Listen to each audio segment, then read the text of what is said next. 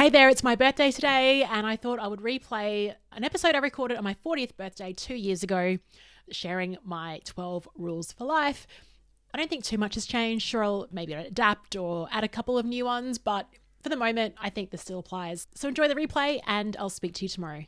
What I'm recording now is my truth today in this moment of time, and what I'm excited about is in 2 weeks, I might be wrong. I might change my perspective on things. And I think that's okay. That is a part of evolution of life, is that we can have our opinions shifted. There's actually one rule for life that I won't negotiate on, though, and I'll explain a bit later on what that is. You may not know this about me, but I used to play the tuba when I was younger. And the thing about tuba is I remember practicing at home, and you could never guess what song I was playing because it's always the bass, right? It's the bass of the song. You don't hear the melody often from a tuba. So I could play a song and I'd be like, that's Kokomo by the Beach Boys. And I might play another song and you just wouldn't know. And I think the bass is a really good metaphor for this episode. I'm not really going to be talking about the melody. It's more about these are the base rules for how I like to think about things.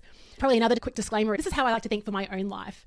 And I think if you're approaching maybe a watershed moment in your life, whether it's a milestone, you've had a significant life change, it's nice to actually capture these thoughts down. And I'm lucky I've got a platform for doing this, but saying that, we all have a platform now to share our voice and our truth to the world. All it takes is a deadline. So the fact I'm even doing this is because I know that it's my birthday. I've got this episode to release tomorrow. So that really forces me to actually sit down in this chair and do it. All I've got right now to share with you today is just 12 rules that I've written a few bullet points on. I have no idea what's going to emerge as I talk through these things. Maybe some new insights might emerge. Maybe it might be 14 rules for life. Who knows? But I encourage you to think about, rather than taking all of my rules verbatim, like what are your rules for life? Like how do you like to see the world? What are your key ideas for making informed choices? If you're playing the tuba, what kind of bass, what kind of rhythm will fit your life as well? The tuba is very unglamorous, but I'm so happy I get to celebrate it in this episode. By the way, how I record the podcast episodes, I think people sometimes ask me about that, is I just outline my ideas here. So if you're watching the video, you can see that, but it's really just across 2 pages, I've just written some bullet points at a high level. But I'm using this book that was given to me by my sister for Christmas, and it's actually a journal plus a scheduler. So at the front of this, I journal, and at the back, I actually, on most Sunday evenings / Monday mornings, I'll draw out my weekly calendar and I'll just actually transcribe what's in my Google Calendar and write it down, and then write down what I want to achieve, like the top 3 things, like for Monday, then Tuesday, and so forth. And the reason I like that is because I don't want to have, like I used to have just different books for different things, but I just have this one thing. And yeah, it feels good. It's like a lot, like hundreds of pages in it, so it will last the year. And it's nice to, rather than keep things digital, like actually go, how am I going to fit this in? When I actually handwrite it, I can really get a sense of space in that. So that's more of a tactical thing in terms of some tips. Okay, so let's kick off with rule number 1. Now, this is going to start off in, this is probably the most negative it's going to be the whole time through this episode, but I think it's important. So rule number 1 is we're all going to die. That's not Leanne's rule for life. That is the rule for life in general. We are all going to die. There's a really great scene, I think, from The Simpsons growing up. I don't know if they're at the nuclear reactor plant. Like, I can't imagine, but it's Homer Simpson. If I can find the clip, I'll throw it into here. And the Simpsons screaming, we're all going to die. And that's in reaction to something that's going on. Again, I think it's the nuclear reactor. But he yells it with such, with panic. But the truth is we're all going to die. And this is something I think about a lot, which is kind of interesting. I'm very positive. That's not my brand, actually. That is, I think, how I am naturally. When I was a kid, my mom would say that I was smiling all the time. So this is like an intrinsic thing to me. But every day I just think I'm going to die. Like I find that it's extremely motivating, to be honest. The other day I was out on a dog walk and just down the street, and ran into a guy up the road. I hadn't seen him in some time. And he said, I don't know if you know this, but my wife recently died. And we kind of knew that his wife was diagnosed with cancer in May, and she died in August, only a couple of months. And you're listening in, there's millions of stories very similar to this where an accident can happen. And it just reminds you that life is really short. Now, I also think life isn't about achievement. And what's interesting is when I do think about, I don't want to quote Nickelback, but I'm going to, that song, If Today Was Your Last Day, I would then fly to London and go to a Wimbledon match. Like that's what I would do. I'd be wanting to spend it with people that are closest to me. And that really then determines like, what are your values? But also I think, what would I regret if today was my last day? Would it be that I didn't do X, Y, Z? When I think about my investment of time and money, it's always in an experience as opposed to something that is quite material. So I just hold that question every day. Like, if today was my last day, would I be okay? And I think honestly right now I would actually be okay with that because I've got a book out. That's been my big thing. What else? I mean, I don't even know. Maybe it's something that's worth, thinking about. If today was my last day, would I be happy with the way that I lived? I'm happy that I've just been able to share wisdom and advice and share voices on this podcast and help people have a bit of an impact in the world with people that are running their workshops and doing it better. And that has been the best thing about having the book, is hearing the response from people saying, I tried this, I did this, my session was great, because of the knock-on and ripple effect of that. So as I sit here today, I'm pretty content with that. At the same time, I always have this thing, but I want to do more, I want to achieve more, I want to explore more, I want to just live life to the full in the way that I define that. So something that's really helped me is Donald Miller from Storybrand. He has I think it's a book now, but I did his online course a couple years ago, back in 2020 actually, Hero on a Mission. It's like a self-authoring course, and there's pros and cons for self-authoring. What is self-authoring? Basically, it's writing your own narrative for life and actually thinking, if this was a book, if my life was a book or a movie, what would I like it to be? So what you do is the first thing you do, which is in relation to this, we're all going to die, is that you write eulogy. So you future cast and think, how do I want to be remembered? It's such a powerful exercise. We talk about values exercises. I think writing your own eulogy is just miles beyond that. It's what you can come up with. And also just getting the fluency of ideas down rather than going for like, okay, this is how I want to be remembered. Family and friends loved me, blah, blah. And you go deeper and deeper and think, what does that look like? The good thing about this course is then you play it by decade. So you think, in my 40s, in my 50s, in my 60s, these are the things I want. And so my self-authoring for my 40s, like by the time I'm 40, I want to be a published author. And I set that intention back in 2020. So that is why I really sprinted towards the finishing line this year with getting the 2-hour workshop blueprint out, because I knew I had this deadline of the 14th of September for that, because it was written down. And so the power of writing things down is important, but also just keeping in mind that, we're all going to die. Now, saying that, what I struggle with and what I'm curious to hear how you handle is that feeling of we're all going to die, but we might also be here a longer time, right? So there's the long game to play, and then there's the short game.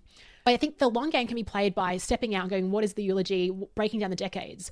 And then I think the short game is, once you have an awareness of that North Star of what it is, it's making decisions that align where you want to go. And I think that's what great business strategy is like as well. Often business plans never come to fruition, and that's okay. As long as it's aligned to your strategy, your mission, and your vision, and where you want to go, that's fine, because things change in external environment as well.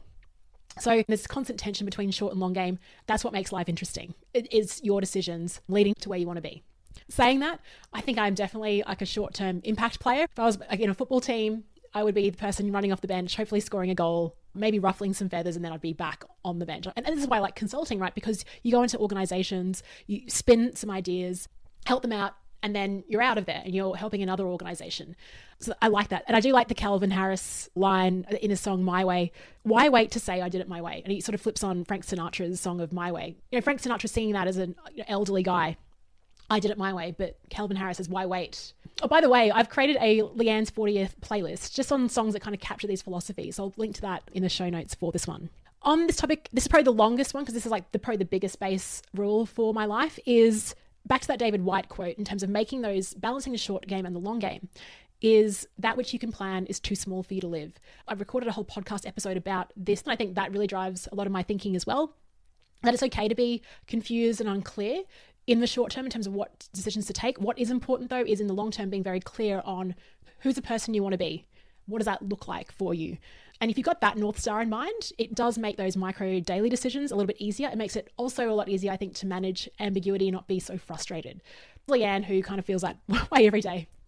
Now on that, I think a lot of our decisions reflect our values anyway. An example is earlier this year, I was asked to speak at a conference in Malaysia.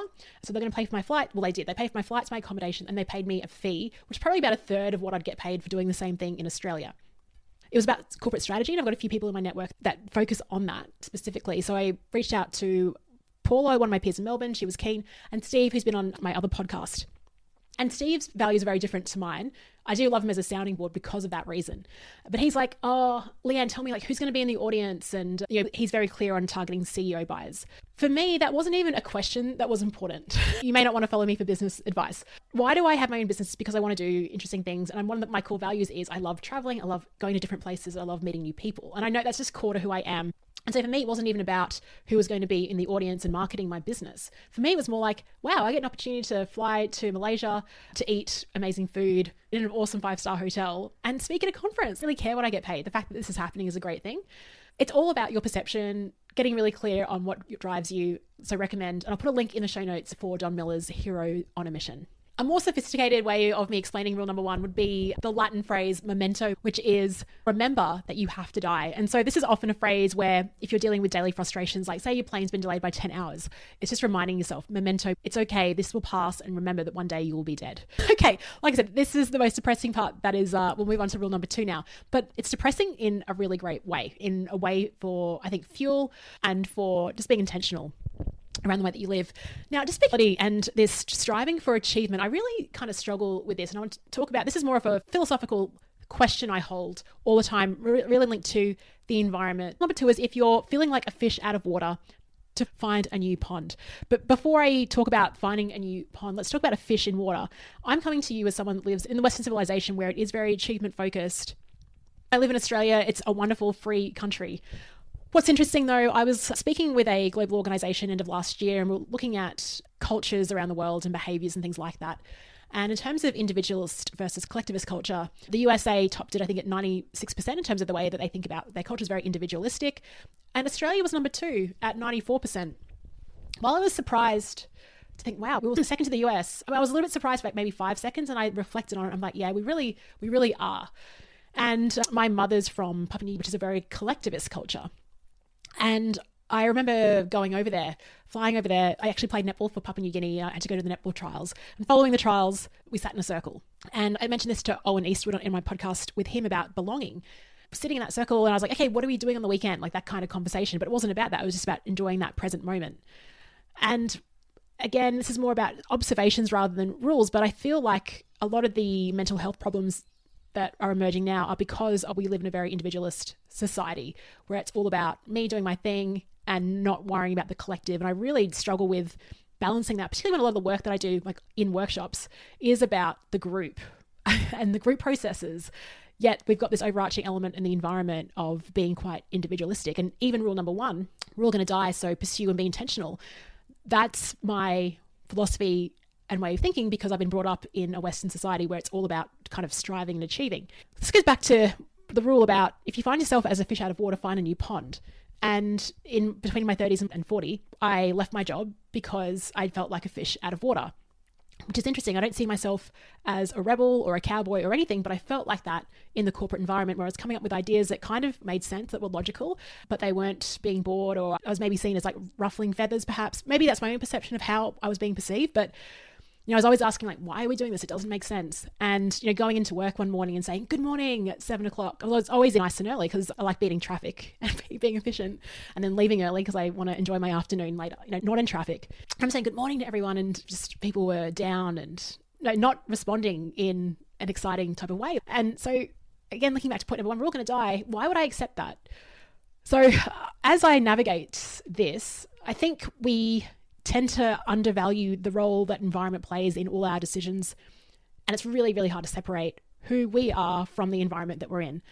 And often the reason why I've paid to fly to places like Las Vegas on a whim, like when I went to Vegas last year, I booked it 5 days ahead. The second that our Prime Minister, Scott Morrison, said that borders were open, I was like, I'm going to Vegas because I want to put myself in a different pool and actually disrupt like how people think about things. The reason why I signed up to work with Alan Weiss is because he just plays life on a completely different level. And I wanted my environment to be shifted. And so this doesn't mean that you have to fly to Vegas, and you can get this virtually. You can get it by listening to new different podcasts and expanding your environment. And even right now, as I talk about this, I'm way too comfortable in what I'm listening to. When's the last time I've been challenged? I'm following the same type of people I've been following for maybe 5 years.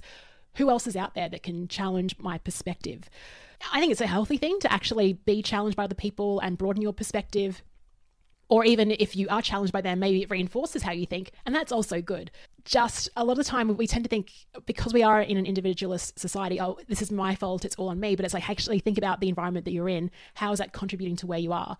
How would you shift your environment to get to where you want to go? Rule number 3 is shake hands with your heroes. There's that line where it's like, never meet your heroes. I think you should definitely meet your heroes. And that's because they are humans. They are normal people. They are everyday people. We have a tendency to elevate people, and I do it too. I always get selfies with people that I admire. The best thing about meeting heroes, and I've met so many of my heroes, is that you realize they have challenges. They wake up, they need coffees as well. They have imposter syndrome. Oh gosh, well, most of them except for Alan. The best thing about meeting your heroes is that you realize that they've done certain things in their life to get to where they are. Luck is involved as well as part of this. Let's not discount that. And so the great thing about knowing that they're a normal everyday person is that it gives you the confidence to think, oh, well, I can do that too. Whereas I think if we think that they're so infallible and we distance ourselves from that, we create that gap that will never be at that level. I'm rereading The Courage to be Disliked, which is a phenomenal book. And it's based on the teachings of Alfred Adler, who was around, like, kind of not as well known as obviously Jung and Freud. You may have never heard of him. His teachings are really unconventional and can be a bit confronting, just giving you a heads up if you do read his book. Two Japanese authors have taken his teachings and they write it in a Socratic way. So a young person talking to this wise old man that is sharing the teachings of Adler. Now, there's a lot in the book in relation to this rule. What he talks about is the danger of having vertical relationships where there is status and where you put yourself beneath someone else. So you might be like a consultant talking to a CEO of a massive organization, and you might not see yourself as a peer. And as a result, then you'll modify your behavior and you're not actually yourself, right? Because you don't feel like you're on the same level as someone else. What Elder talks about is the importance of having horizontal relationships where you're on par with everyone. No matter who you're talking to, you feel like you are at the same level as them, and the benefits of doing that and living that way. And I love that. I mean, I'm navigating it still. I'm definitely a work in progress on this. This is, again, something that's really easy to say, hard to do when there might be pressure on you. You want something from that other person. You really admire this person. And so you might, in subtle ways, modify like what you say or pay more attention versus just being present and being you in the moment. I think it also relates to a podcast I did with Steve Sims quite a while ago. I did replay it back on an episode because it's amazing. Steve Sims, he just crafts like unforgettable experiences for people. But he was talking about when he was a kid, his mother she saw a beautiful handbag in one of the luxury stores, but just didn't even want to go into the store. So she was seeing her relationship with that luxury goods store as a vertical relationship, as if these luxury goods were better than who she was. I think we've constantly got to find ways to work out how our relationships can be horizontal. And I think this links into self-worth and how we perceive our value. Talking about meeting your heroes. So back to the Las Vegas experience, I flew back to Australia, and when I arrived there, you have to get like a shuttle bus from the international airport to domestic. And I was flying back to Brisbane from Sydney. On that bus, it drives on into the domestic terminal, and I could see this blonde man having a smoke outside the airport. And all of us on the left-hand side of this bus were just craning our necks going, is that who we think it is? And it was Shane Warne, a very famous Australian cricketer. Is out the front having a smoke.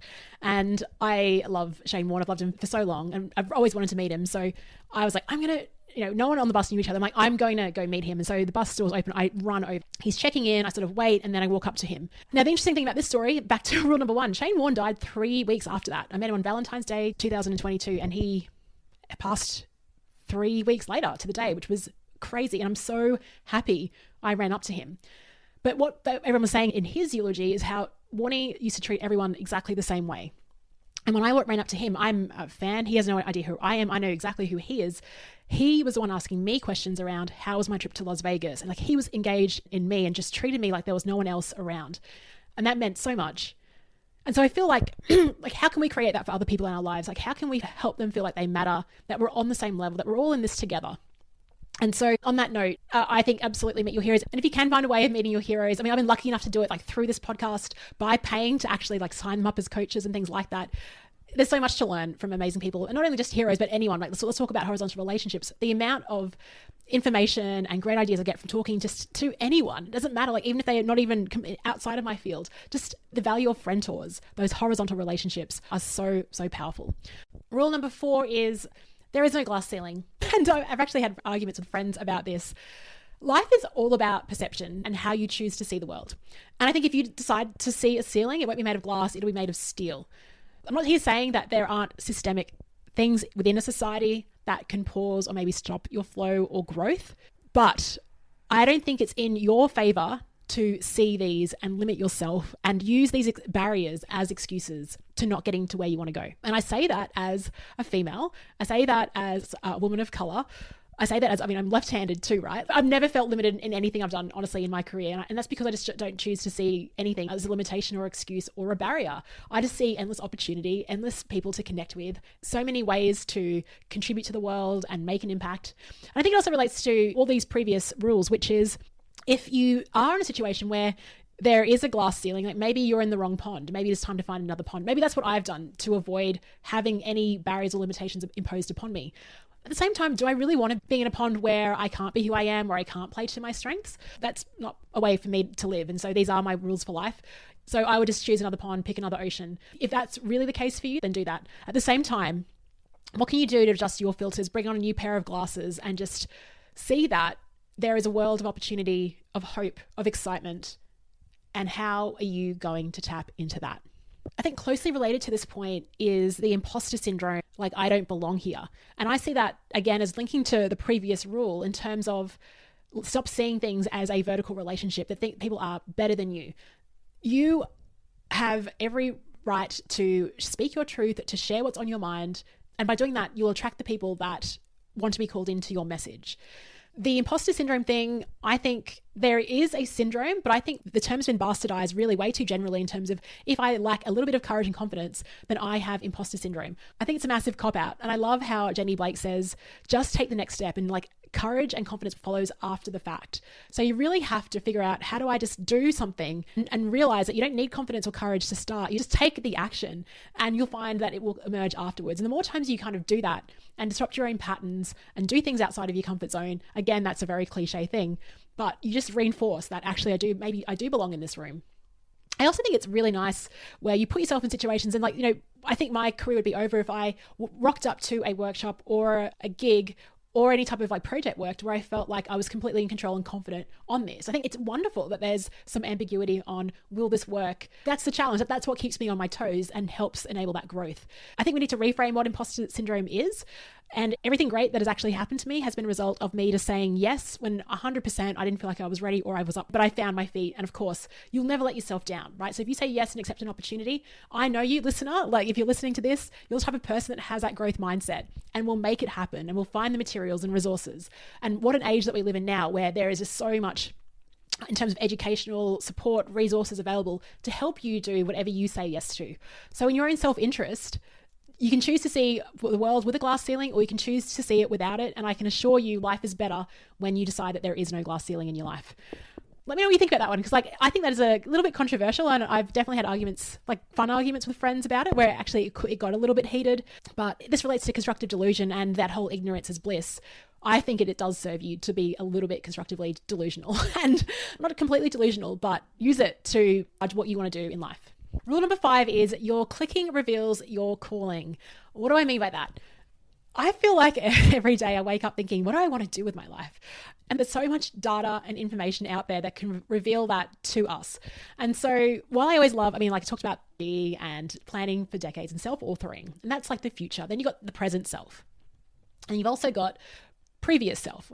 So anyway, one of my ideas, we'll come back to this rule in a second. I always think of what would be a fun reality TV series. And I think it would be fun if they did a dating reality TV series where you only got to see the YouTube search history of 5 potential partners and you had to pick one based on that. I feel like you can reveal a lot about someone based on what they're searching for. Whether it's YouTube, what their TikTok algorithm looks like, that's probably a really good indicator. I go on TikTok maybe once or twice a week, but the videos it gives me are just so spot on to my sense of humor, what I really enjoy. It's quite crazy actually to see how honed in that algorithm is. This doesn't relate to only just clicks. It also relates to the books on your shelf, the conversations that really lit you up, where your attention is going. And so the metaphor is a click, because a click signals an intention. It signals your attention and where that's going. And I feel like there's a lot of fuel in that for deciding, what do you want to do? And even when I think about the things that I search for, I've got a whole podcast about workshops. Yet if you were to look at my YouTube search history, you'll find videos on AI, on technology. I watch all these YouTube travelers, so Bald and Bankrupt, he goes to really interesting places. I watch people like Sam Chu, who do airline reviews on first class jets around the world. Right, present Leanne talks a lot about workshop design, but the other Leanne is on YouTube and is reading things about philosophy, nutrition, performance, technology. So you think, okay, that's super interesting. So my attention is going in these different directions. Now, the value of that is I can bring some of these things back into the work that I do right now, which is the workshop and the consulting. That's the value of doing it. But then you think, okay, where can this lead me on to next? And so I think if you've got that question also, if you're like, well, what am I doing with my life? I've given you one activity already, the hero on a mission. Another thing is just to pay attention to where your attention is going. What conversations are you leaning into? Which are the ones that you enjoy? Which ones are the ones that are tiring? And I don't think life is about getting full clarity and certainty in every moment, but I feel like these clues that are being left behind in terms of what books we're reading, who we're attracted to, that style of person, let's start digging a bit deeper into that and seeing what are the elements, what are the patterns here. I was boxing and my friend Kathy Onetto, we met in San Francisco earlier this year. We had an amazing walk and talk and coffee and everything else. And she has a wonderful podcast called Sustainable Ambition. And we were just riffing on this topic of, will you ever get clarity? And what she talked about is, she mentioned a book, I think it's The Portfolio Career, where you can describe yourself in terms of like, you're the intersection of the Venn diagram. So maybe for me, it's like travel, technology, and I need another T word. I haven't figured it out yet. And it's not coming to me right now. But like Leanne, maybe Leanne, future Leanne is in the intersection of this. Or Leanne right now, maybe I can just decide that is who I'm going to be. Decisions are really interesting. And just a side note, things change the moment you make a decision, right? And this is the thing about ambiguity, is often we're just sort of floating and waiting for a decision to be either like handed to us, or when we wake up and it's been made. And I think when it comes back to intention, and the reason you have that North Star and the eulogy and everything else, is to help you make decisions more rapidly and quickly so that you can move on, so that you have that micro clarity for a bit. And even if it's a decision of, I'm not going to make a decision for 90 days, that's fine as well. But it's when you're taking up cognitive load in your mind, and just that kind of can get you down. And that's where the ambiguity can sometimes hurt a little bit. So yeah, your clicks reveal your calling.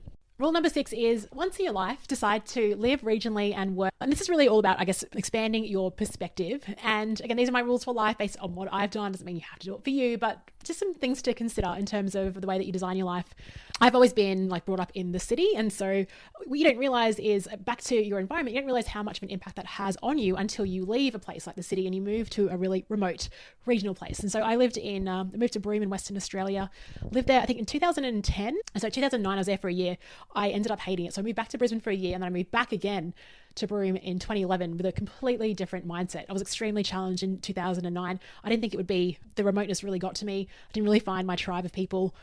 So when I went in the second time, I had a completely different mindset in terms of how to approach it. And I think I needed some decompression time. And I set that right expectation up front. I'm so used to just going into different situations and just feeling at ease and belonging. And when that didn't happen in 2009, it flipped me, and it was a real growth moment.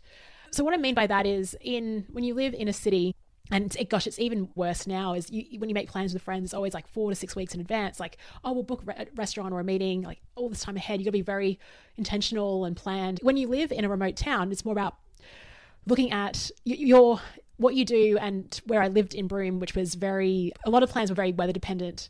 It was an isolated sort of seaside country town, just an amazing population of around 10 to 15,000 people. You could drive around the whole town in about 10 minutes. There were no traffic lights and only roundabouts. But the most amazing thing about it was the actual nature of it. And I didn't really appreciate nature as much as I did when I moved there. I got really into taking photos and just noticing light, but also paying attention to tide times, because your plans would be dictated by sunrise, sunset, and what the movement of the tides were, depending on if you could make it to a certain beach, or fishing, or like launching a boat and things like that. But also just going into a weekend and having the most amazing weekend just based off, you see someone and you end up going camping, or just the serendipity of life, I think, and the community nature of it and the people that you're exposed to as well, and the different conversations that you have depending on, because of where you live, and the fact that you're so isolated and remote causes you to band together a lot more than you do when you're in a city, where it kind of feels like you're tackling it alone, where you don't really know your neighbor. But in Broome, in a country town, you really do unite. I mean, my role when I was working there was I worked in a marketing role for a state government entity. And because we didn't have a huge workforce or resources, the department was me for the first couple of years before I got a few people to work with me. But I do everything, like the graphic design and the events and the PR. That was amazing. There's so many reasons to, I think, live in a remote place, is because you become more resilient. You realize what's actually important. You don't need all these stores and things that are going around. It's actually just about connecting with people, exploring nature. Plus you get the experience and exposure that you may not have had previously as well. So if you can, once in your life, I recommend moving out to a remote place. There's a website from regional Australia, I believe it's called Made for More, and I'll put a link to that in the show notes for this one, and just highly encourage it. And the flip side of that is that when I moved back to Brisbane, I was working for a global organization, and that also pulls your perspective out. And I realized, oh gosh, I talk really quickly. I talk a lot using Australian slang, having to influence without actually knowing someone, having a global perspective.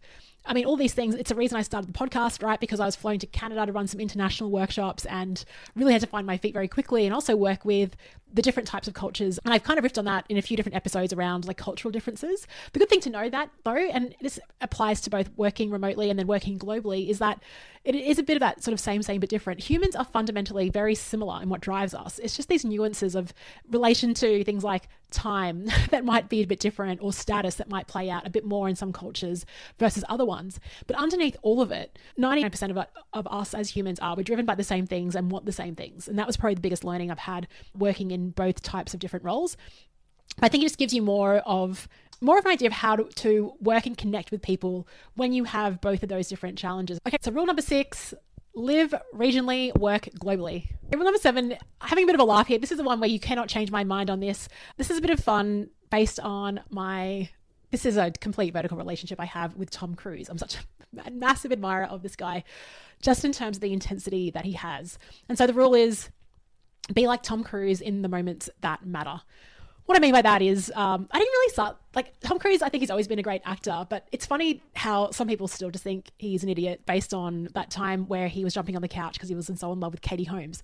I just think, isn't it great to have that passion? Like, wouldn't you just love to talk about someone and just jump on the couch? Like, yes, he is, okay, the whole Scientology thing, there are certain elements, but let's talk about Tom Cruise in the context of his acting. And I don't think anyone can argue with how phenomenal he is and the level of dedication he puts towards his craft. I mean, like, he does his own stunts. He learns how to fly helicopters just to put this out. Like, the stuff that if you watch behind the scenes of Mission Impossible or Maverick, what he does to get so fit, and he's just a daredevil. I just love everything about Tom Cruise in terms of his approach to life, but more so in relation to the stuff that he does in dedication to his movies and to putting on a performance. And so it's not about being like Tom Cruise in all moments of your life, but I think in the moments that matter, how can you rise to that? How can you dedicate and really put your full self towards that? And this probably relates to like the reason why I love sports so much and going to live performances. It's not so much about the thing. I was very lucky a few years ago. I went to see Elton John in Cairns and somehow I got ticket 1A. So I was front row for Elton John. I got the lead guitarist's guitar pick. I got to shake Elton's hand and everything else. I kind of regretted not taking an album to get signed, but I was up the front just having the time of my life. And yes, the music is great. Elton, of course, it's classic. It's like these tunes that you go not with. But the real joy for me was seeing these people like, you know, the age of like 60 and with white hair, just playing guitars and having the time of their lives and just putting all into this performance. And it's the same thing with sport, just seeing beautiful talent on field, delivering when it matters. It's just a real celebration of human spirit.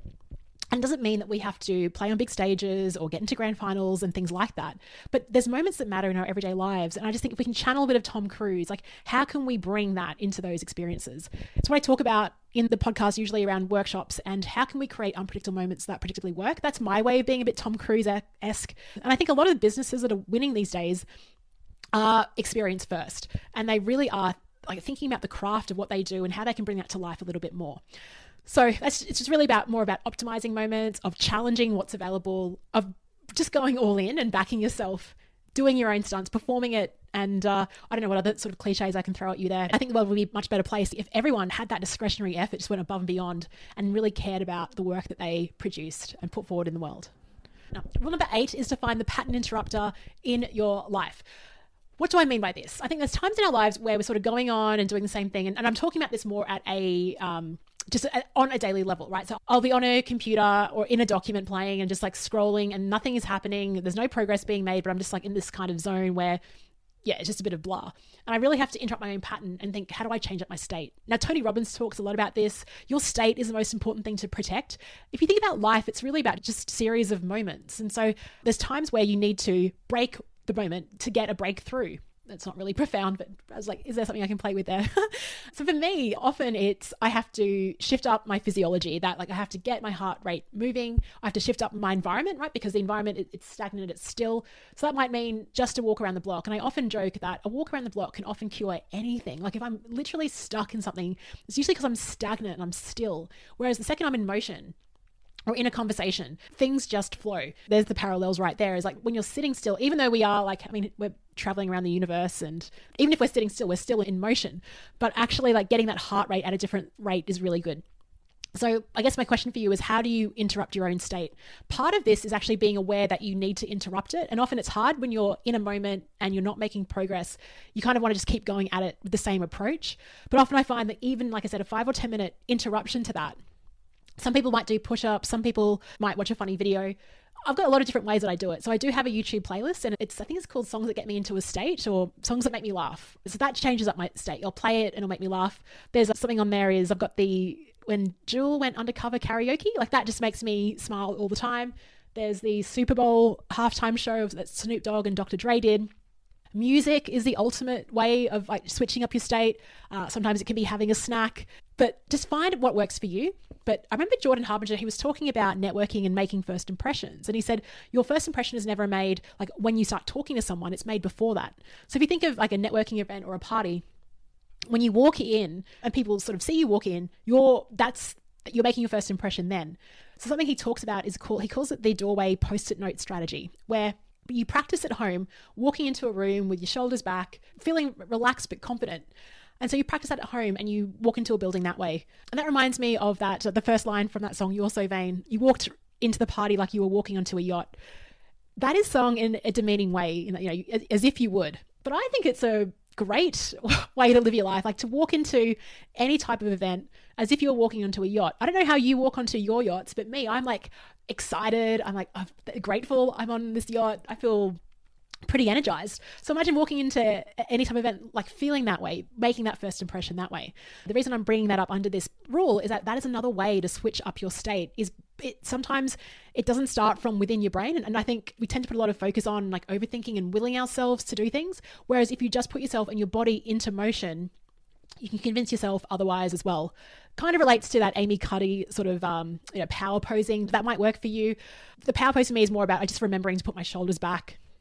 And even breathing exercises, I try to incorporate a bit more. Self-talk, what you're telling yourself. But often, and this is why I have my sort of pre-workshop ritual of getting some exercise in and getting some movement happening earlier, is it gets my brain warmed up, and that's when it starts to fire. So what is your pattern interrupter for your life? Rule number 9 is if you don't have permission, get permission. What do I mean by this? I find it fascinating how often I think I want to do something, but I have to ask someone else to get their perspective. And I feel like the fact that I'm even asking the question means I want to do it anyway, but I just need to find someone who's going to respond to that. And when I do seek out people to give me permission to do it, or just to get their feedback and do you think this is a good idea? Like, do you validate it? If that person says no, and I get upset by that, that's good information. That means I should pursue it. If they say no and I don't really care, then it means that maybe I wasn't that into it anyway. So that's what I mean by like there's actual value. And I don't mean like being at the beck and call of everyone else, but I do think there's a lot of value in getting permission any way that you can get it. So first of all, it starts with yourself. I mean, that's the first step is, do you give yourself permission to do it? And I don't know about you, but sometimes I don't feel like I should give myself permission. And that's why I need to start and ask other people. And maybe in my 50s and 60s, I'll graduate from this, but I always love to get a bit of a sense check or just maybe a different perspective. Because of that reason, it can either do one of two things. One, what they say encourages me to do the thing that I was thinking about anyway. So it's just telling me to back myself, which I really like.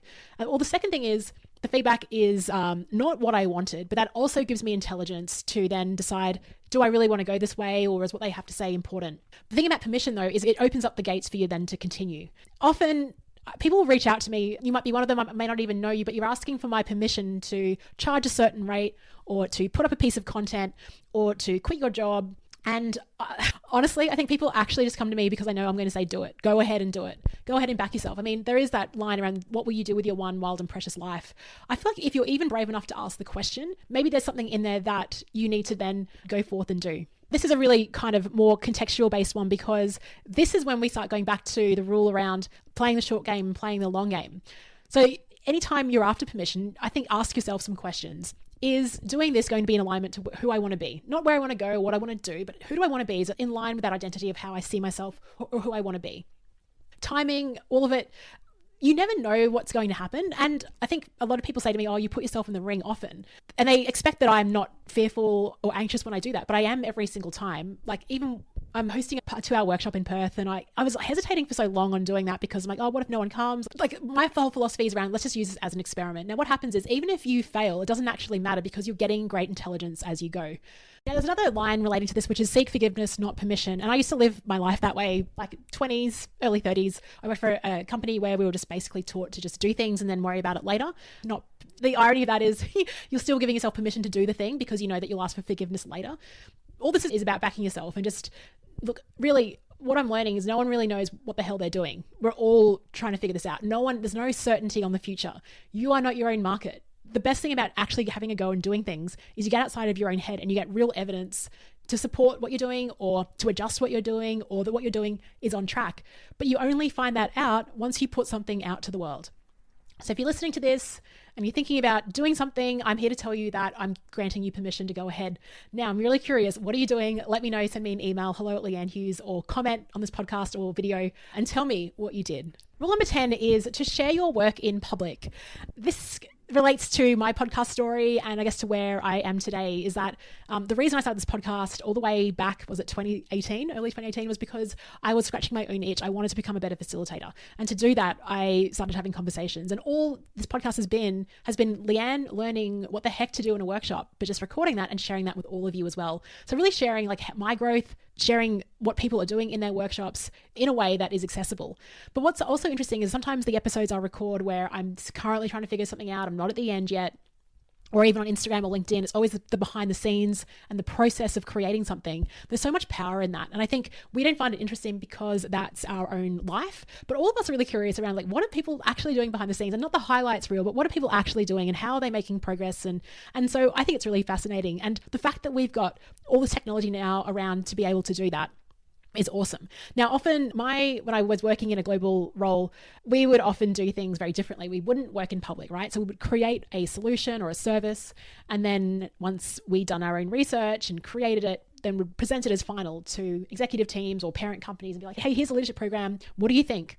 And it really actually put people off when they were finally seeing a product, but they didn't even know it was being created. And then they're being handed this final product where they had no buy-in into it. And life is all about change. It's all about leading change as well. And many of you might work internally where you're having to influence and share things and share ideas. And yeah, the irony is that we often try to say, well, we'll bring people along the journey, but we don't do that. So what I find with work in public is it's the best way to bring people along the journey because you're sharing transparently what's going on behind the scenes. You're asking for advice and feedback along the way. Something I talk about in my book, The 2-Hour Workshop Blueprint, is all about like going on a listening tour. You're immersed in it. You're actually finding out. You're getting validation. You're reading comments. This all helps create a really great final product. Startups and tech companies have been doing it forever. Putting out version 1, getting feedback on it, getting people to break a program or a system. In terms of when I give myself permission to do things, often it's just, hey, let's just share this idea on LinkedIn and see if people buy into that idea. And if they do, maybe there's a course or a webinar or something related to that I can start offering. But I never will start now it's always all about getting validation along the way, trying, failing. And really, what is failure? Like it is, we've heard that phrase like fail forward, but you're just gathering more intelligence and more information that is outside of your own mind. Failure is also interesting because there are so many different failure points. Like, is it failure because of the messaging wasn't right? Is it failure because of the timing? Is it failure because of the economy? And again, you can never know. The only way is to test it. So share your work in public, share what's going on in your life. And if you do a post on this, tag me. I'd love to see it. Rule number 11 is, I love the phrase that Tim Ferriss uses on his podcast when he's talking to a guest and they say something profound. He goes, oh, I want to double click that. But double click is a way of like getting deeper into a topic at hand. And I find that every single day there are double click moments. So this kind of relates to the earlier comment around whatever you're clicking is your calling. I think it's just being better at how we capture what's going on. And Tiago Fort talks about creating a second brain. But there's so much, I've got to go away for a week and like immerse myself and breathe and go on a silent retreat so I can figure out what I want. But there's just so much value in paying attention to the things that kind of, those watershed moments in your daily life that are resonating with you, or you kind of reel back when you hear it. It's worth exploring. And don't wait till you go and book that 3-month, like whatever vacation. Do it at the end of the day or in the moment. Just think, I've got to write that down. I mean, this happens to me all the time when I go running. Like someone will say something in a podcast that really resonates and I'll just write it down. And often people, like I've had people ask me, how do you connect different quotes and comments and things like that? Is I'm constantly trying to synthesize. But the first part of that is the awareness to double click it and hold it in your mind and think, that's really interesting. How does it relate to different things? Why am I paying attention to that in this moment right now?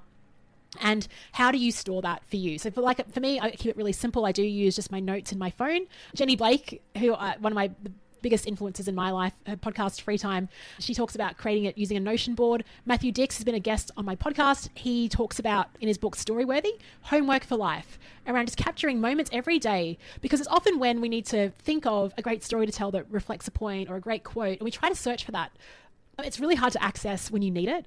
What you need to do is start creating like a repository of things that are standing out for you in the moment. And I think that's really propelled me in terms of just thinking around things to say and content and stories and metaphors, is just the daily practice of double clicking things and noting them down for later. I don't need to use them now, but for later, just to have that thing stored so that I can access it when I need it the most. Okay, rule number 12, I was just talking about Jenny Blake and her podcast and book of the same name, Free Time. I love that phrase, free time. And again, it relates to Alan Weiss. He always says, true wealth is discretionary time, is being able to choose what you decide to do with your time. And as I grow older, as I progress through life, I'm finding that is so true. You can make another dime, but you can never make another minute. The interesting thing about solopreneurship and consulting is that you do go through peaks and flows. And as much as I try to mitigate that by having different revenue streams, there's times where like this year in February, I just had like so many things booked in, and then you get paid up front and then you have to deliver the work. And so then you're making decisions a few months later where you've had this cash come in, you can project some cash, but you're like, okay, well, what's happening now? And then you think, should I do things or not? So I always like to take the opportunity, and I'm probably too good at granting myself permission to know that I trust myself that I will make, if I'm investing in a big growth opportunity, I see that as being like a 10x investment for future Leanne, in terms of I trust that I will create that ROI for myself if I put the money in and invest that money. But will I get that time or opportunity ever again? Maybe not. And so I'm constantly like deciding, like, how do I really build discretionary time? And that's why last year I created a service called Leanne On Demand, which is voice note coaching, because I work with people from all around the world, and it's really hard to get in the calendar like an hour where we're both free. So Leanne On Demand was one way that I'm really figuring out how to build up discretionary time. Having a podcast is great because I record it once, yet people who just discovered the podcast can listen in to podcasts from years ago, right? It's an evergreen type of medium. It's a format. This is all about ways of thinking to free up your time. Now, what am I doing with my free time? Nothing exciting, really. Like, honestly, if you just were to follow me around, working out, coffees, reading, working, creating content, working with clients, marketing, business development. Okay, so it's kind of like everyone else playing in the space, so nothing extraordinary, but I like the ability to be able to do it when I can work my best. And I know that I'm very good in the mornings. I can smash out like, a couple of hours of stuff. That's great. In the afternoon, really not so sharp. I've got to interrupt my patterns a bit more. But for me, the goal is like how to, just build up those revenue streams, different types of income, so that there's more time to be able to flexible and open to opportunities. That even looks like in my calendar, I'll even just block things out. Like Mondays, I'll just block out. Doesn't mean that I won't take a meeting on Monday. Of course I will. But I block it out in future so that no one can just like sneak a meeting in with me on that Monday, like sneak in a call, because that can sometimes interrupt my flow and my deep work. But also, if I have a friend in town on a Monday wants to catch up, I've got that open. I can move things around. Of course, commitments, I'm completely like loyal to those, but I'm always trying to figure out how can I add value and reduce the labor intensity as well. And that's why, Alan Weiss for me has been one of the biggest influences in my life over the last since I talked to him on that first podcast episode, because he lives his life like he'll go swimming in the pool, he'll hang out with his dogs, he's living his values every day, but still contributing tremendous value as well. So I think there's a few elements in that in terms of how do you work effectively and efficiently. I think my earlier point around double clicking points and having them as options for you to pull on later when you need to create content is important. But yes, that is Alan's line. Real wealth is discretionary time. Not my rule, but I think it's a really lovely rule to end on. And I hope you've enjoyed my 12 rules for life. I'm so curious what will change in the next 5-10 years as I reflect on these lessons. Look, like I said, even next week, things can change. Just letting you know, I'm a rule breaker as well. So I don't always obey even my own rules. And sometimes I ran a workshop the other day just breaking my own blueprint, which is ridiculous. I feel like I'm a conservative rebel.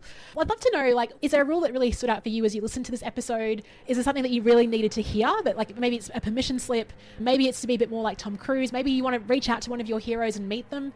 Like, what is it for you that really resonated in this episode? I'm excited about the next chapter of life and what 40 looks like. Everyone's saying, I've got friends that are already here and they say it's amazing. I think every chapter in life, it just opens up new opportunities, new things to learn, and just lucky to be here for this moment in time. And thank you for being here and listening to this episode. Have an awesome week.